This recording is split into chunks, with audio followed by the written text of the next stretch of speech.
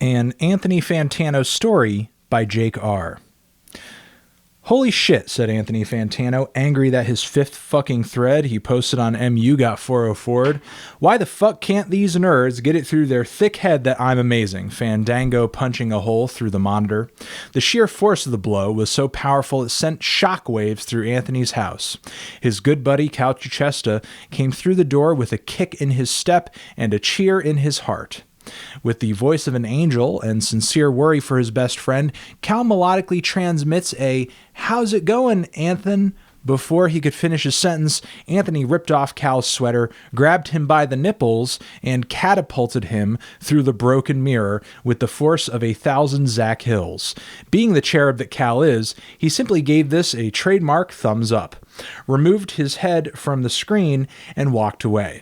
Fucking Christ, said the melon, still mad that his only source of advertisement had been revoked from him.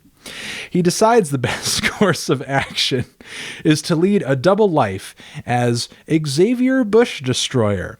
As Bush Destroyer, he roams the streets at night, planting heroin copies of the Velvet Underground and Nico records in children's bedrooms.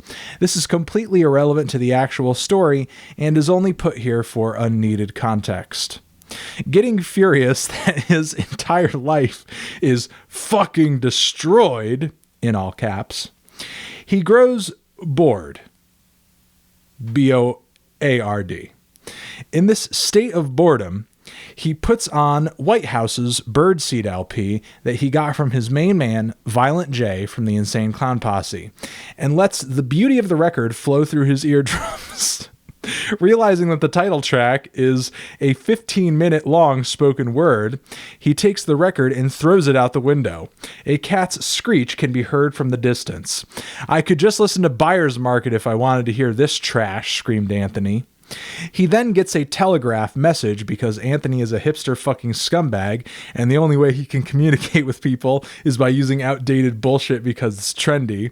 Melonhead Supreme III waltzes over to the telegraph and gets a message from none other than Michael Gira. He said that he has stolen his water jar and that if he wants it back, he better return birdseed back to Gira before he smashes his jar with a hammer. Anthony foolishly plays it off as a joke because he clearly got it from Violent J. With an unquenchable thirst, mighty Mr. A goes into the kitchen to fetch his jar. Walking to the kitchen with his bitch fucking face, Antoine encounters a Mr. Chuchesta minding his own fucking business.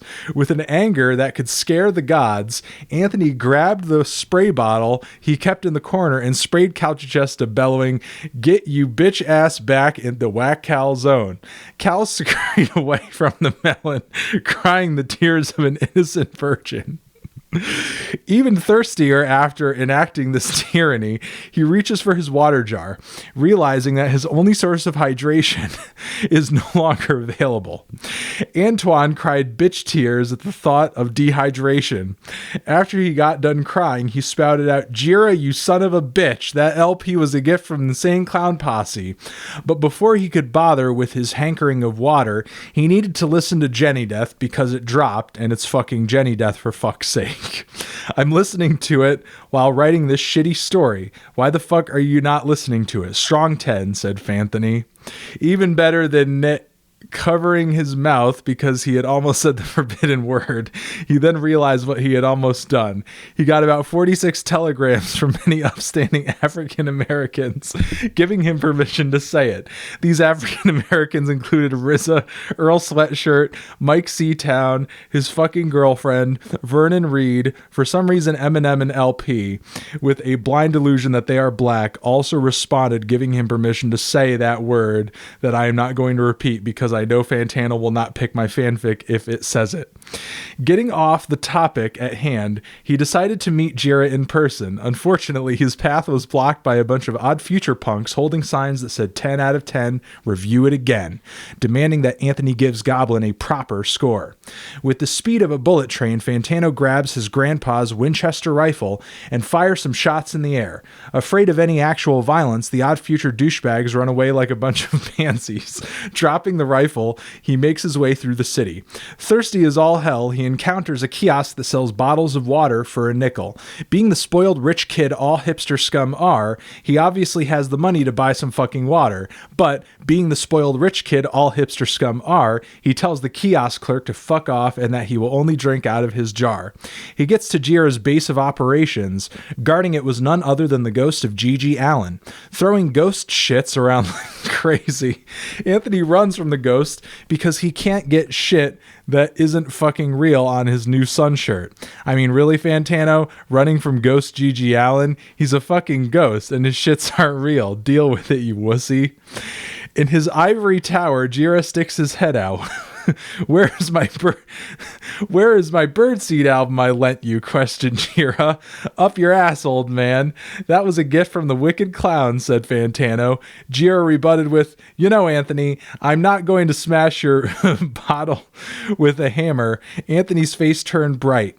Jira pulls out the jar. His bright face fell. Whoops, sarcastically said Jira, dropping the jar. As it cracked, Fantano went up to it, tears in his eye.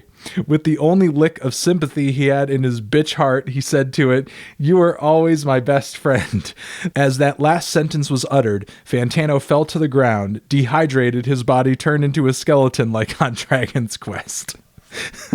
This was a happy day indeed, as Cal was finally free of the clutches of the evil melon. Death Grips no longer has to deal with Fantano sending death threats to Flatlander because he's making a move on his man MC Ride, and clipping still sucks dick.